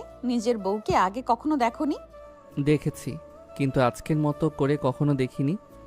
আজ তোমাকে সত্যি সত্যি আমার নিজের মনে হচ্ছে। নিতু এগিয়ে এসে আরিয়ানের পাশে বসে। সে আরিয়ানের হাত দুটো নিজের হাতের মুঠোয় নিয়ে আলতো করে চুমু খায়। আমি তো সব সময় তোমার ছিলাম আরিয়ান, শুধু পরিস্থিতিটা একটু অন্যরকম ছিল। ওই অন্যরকম পরিস্থিতি আর আমি চাই না নিতু।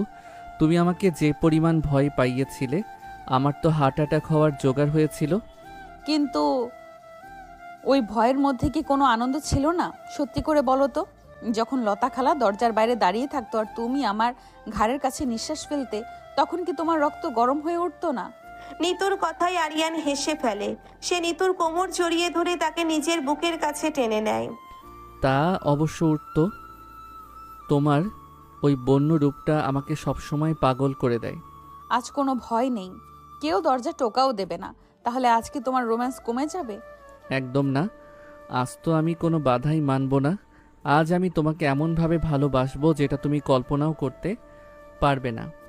আরিয়ান নিতুর নীল শাড়ির আঁচলটা সরিয়ে দেয়। নিতুর উন্মুক্ত কাঁধে আরিয়ানের উষ্ণ ঠোঁটের স্পর্শ লাগতেই নিতু কেঁপে ওঠে।